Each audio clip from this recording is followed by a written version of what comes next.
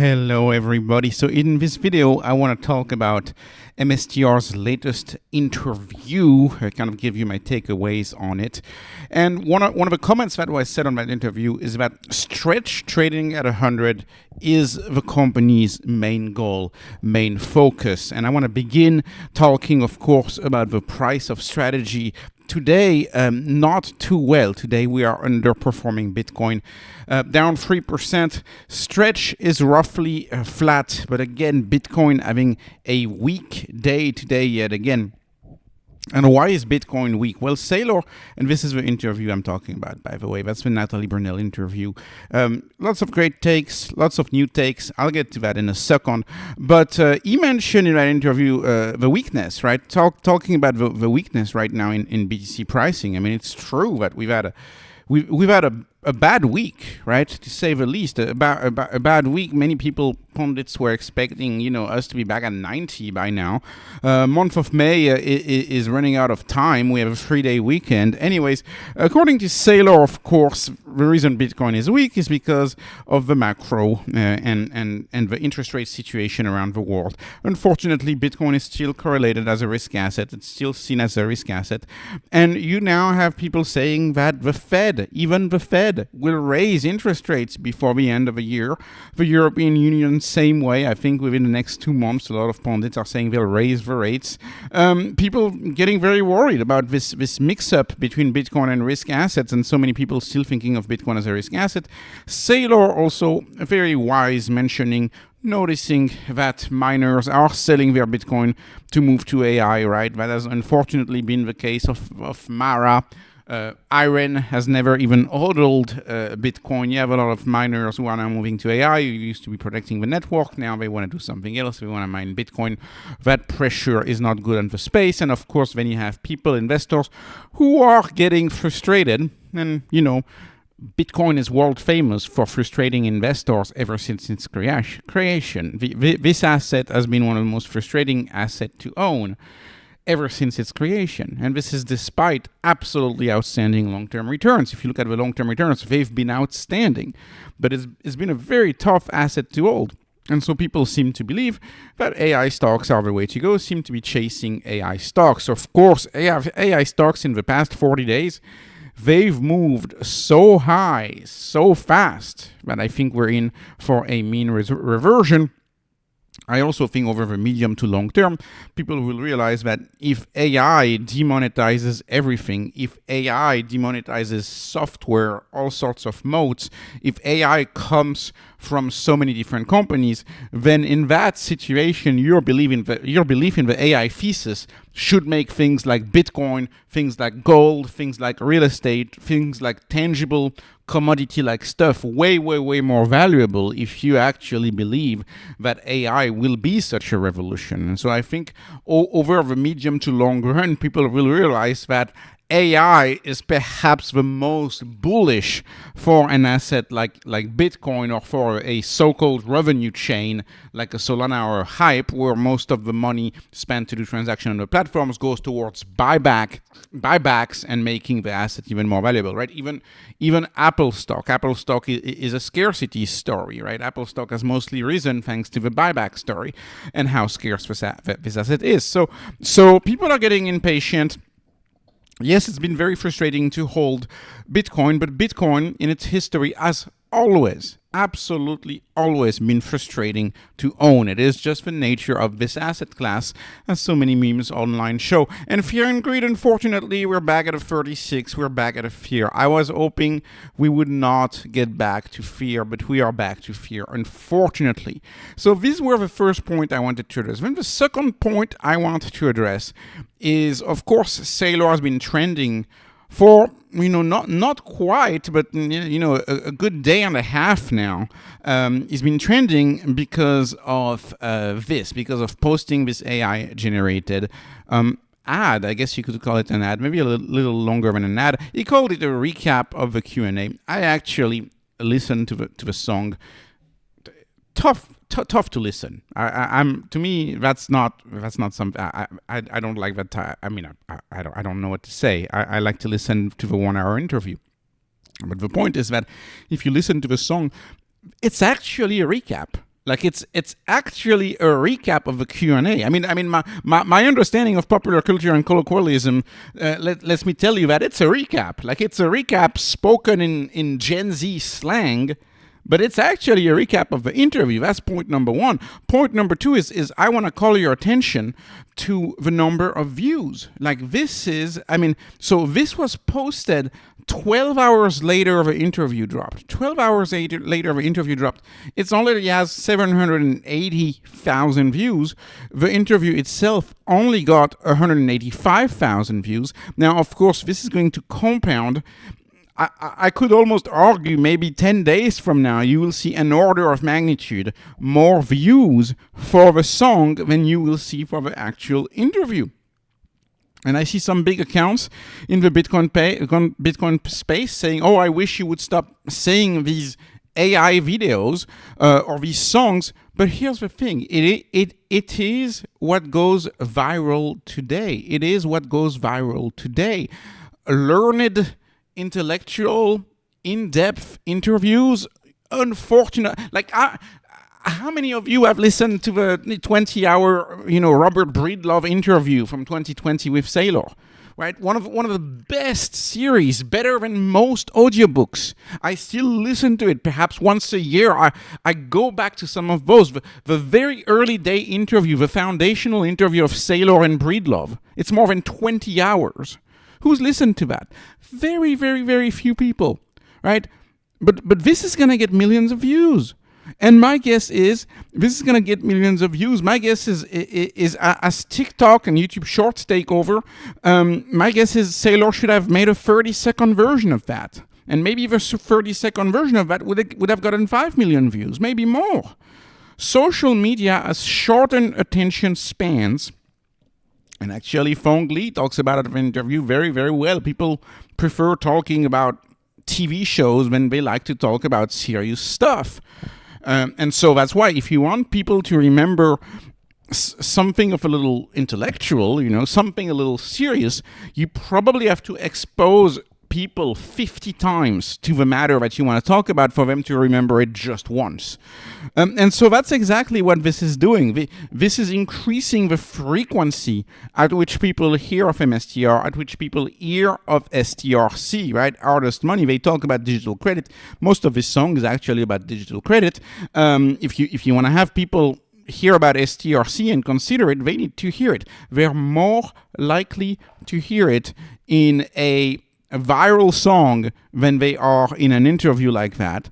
And in the interview, of course, they're more likely to watch than, say, a Substack or something like that. They're more likely to do that than read a Substack. And the Substack itself is more likely to be read than a book, right? A book is like the least likely to be read. So if you want to reach more people, which is what Saylor needs to do because of the scale of a company, you have to do this type of stuff.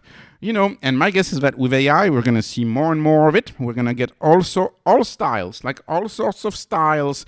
I guess beach music style, but, you're going to have all sorts of style. You could have rap music. You could have whatever. There's all sorts of style that I expect these AI digital formats will take the form of and will go viral. And some things may go more viral than others.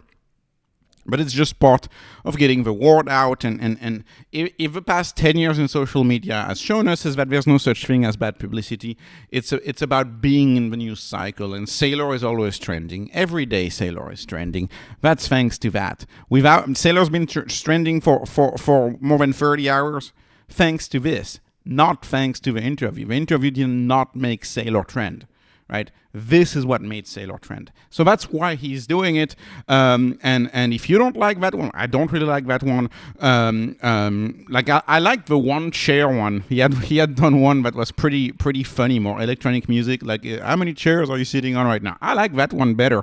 My guess is that whatever style your music you're into, eventually there will be one clip that you like because it's in the style that people like. Anyways, that's kind of my take on this. Okay, let's be more serious now and talk about the key takeaways from the interview. One key takeaway, of course, is that stretch is the sole goal of the company right now. Of course, Saylor a month back now mentioned that he even envisioned a future where Stretch could actually be bigger in terms of market cap than MSTR itself. And of course, their sole focus is for Stretch to trade at near 100. Or at least to get back to 100 quickly in the case there is a crisis or anything like that. The sole purpose of the company is 100. That's why they mentioned in their interview, for example, that they may not need to have another product for the next 10 years. They are not thinking about another product. They are thinking about Stretch being their number one product. They are thinking about removing convertible debt to make Stretch more attractive. They're thinking about making it more attractive.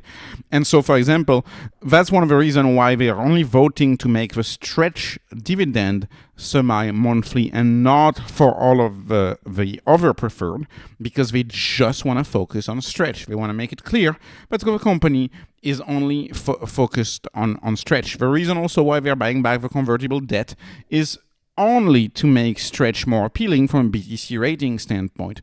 They're also talking about how they believe these monthly ex-dividend events, these bi-monthly ex-dividend events, are prone to attract arbitrageurs to a asset class. And it is arbitrageurs that could potentially save Stretch in the event of a DeFi protocol implosion, because they are familiar with the instrument. They know this instrument always goes back to 100. So if you could have one of these protocols that would implode and say they have to force sell Stretch and they drag the price down to 98, for example, you would attract arbitrageurs. If they drag it down to 97, you would attract 10x more arbitrageurs. If you drag it down to 96, you would attract maybe 100x more arbitrageurs. And Saylor took the example of a boat, and the more pressure you exert on the boat, the more boat exerts pressure back against you. That's why it's very tough to actually drown a boat without if the boat doesn't have any leak. The more you push a balloon into water, the more the water is going to apply pressure and bring the balloon back up to the surface level. And that's kind of a design we're thinking about STRC, this opportunity for people to get this free energy in the case of trying to put a balloon in water, or this free energy in the case of money, say a collapse, bringing the price down. Saylor thinks that he will have many arbitrageurs who will take that opportunity to go right in and buy the dip, because unlike a natural stock, unlike a usual stock, Stretch is actually designed to bounce back to the 100. It is flexible, but it is designed to revert back to 100. Also using the comparison of the wing of an aircraft as another example. Love these analogies, love these engineering analogies. This is very much appreciated. Then Saylor, of course, talking about the SATA situation. SATA has seen a lot of buzz. I want to make a video on SATA. It's just a matter of finding the time. Anyways, Saylor is the bigger man here, congratulating them. Did that on X, did that in the interview. And this is pretty much in line with what I was expecting. Feng Li saying outright, the best ideas do not always have to come in-house. This is, kind of an open innovation type of take, is, the best ideas sometimes come outside the house. And so Feng Li saying that, yes, SATA had a better idea right there. SATA really had a better idea right there.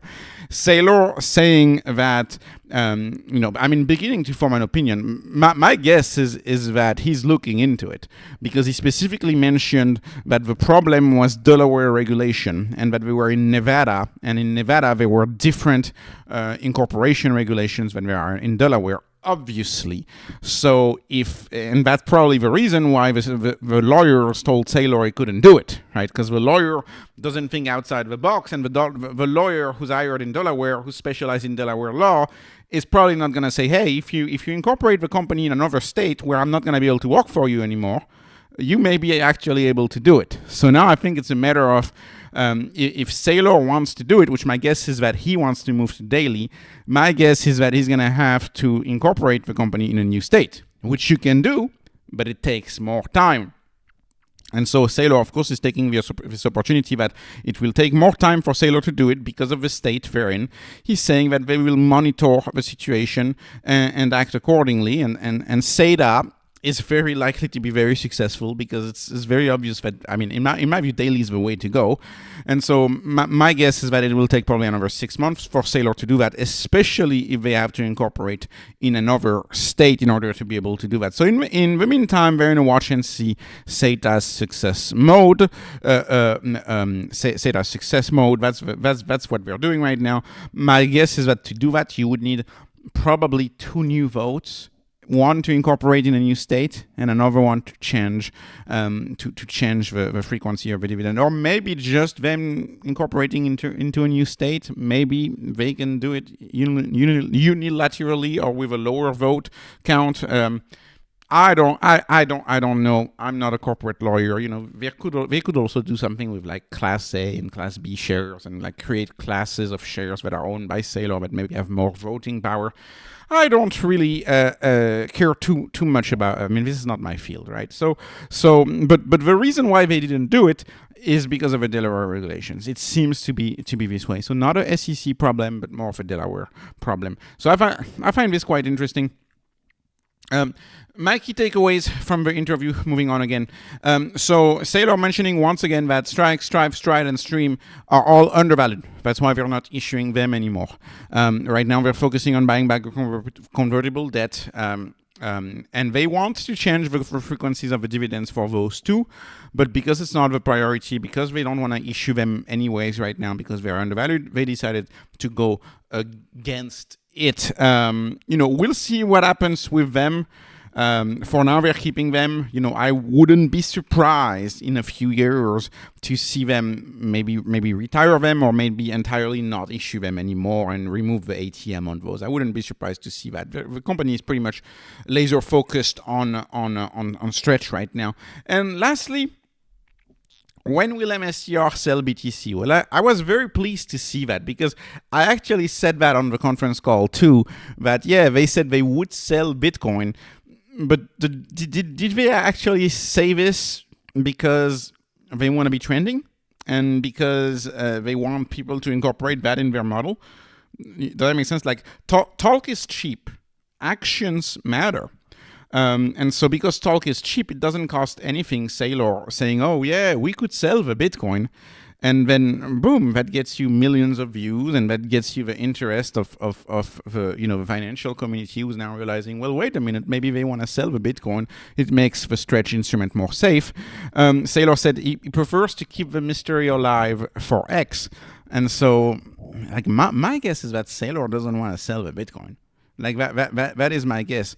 And when I was covering this, I had said, oh, well, maybe he will sell Bitcoin at a loss first, and then he will sell some Bitcoin at a gain to show a Bitcoin capital gain. Capital gains pay the dividends, right? That was the thing.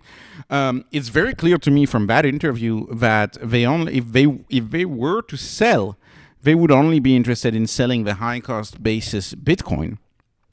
And they would do that because they want to keep the return of capital dividends. Fongli also mentioning that right now the way they see things is they think they can maintain return of capital dividends, i.e. the dividends that are tax deferred. They see they have a 10-year runway. Eventually, you'll have to have a loss somewhere to continue paying these return of capital dividends. My wild card, my guess is that maybe they can run the software business at a loss and grow the software business at a major loss, and actually grow the software business super fast, because they could provide a product with the software business that's like 10 times cheaper than everybody. And the software business to run at a loss might exist just to finance the return of capital. That's a hot take. That's a wild card. I'm not saying that's what they'll do, but I'm saying that Saylor is just keeping the mystery alive. And that makes us talk about it. Will Saylor actually sell Bitcoin? Well, unfortunately, Bitcoin today, as I read this, 75,500 right now. You can harvest some of those losses. You can harvest the losses from the Bitcoin you bought at 120. My guess is, what if Bitcoin runs up, I don't know, over the summer or something, and we get back to 120? Well, in that case, that means you're not going to sell it, because you would be selling it at a gain, and it seems very clear to me that they don't want to sell it at a gain. They don't seem to be interested about this. So this is evolving. And my guess is that Saylor doesn't want to sell the Bitcoin. That's my guess. But it's evolving. It's evolving. So anyways, this was not investment advice. This is not financial advice. This is only entertainment. I'm hoping you were entertained. Please like, please subscribe, follow me on Patreon, follow me next. Thank you for watching, and have a wonderful, wonderful day.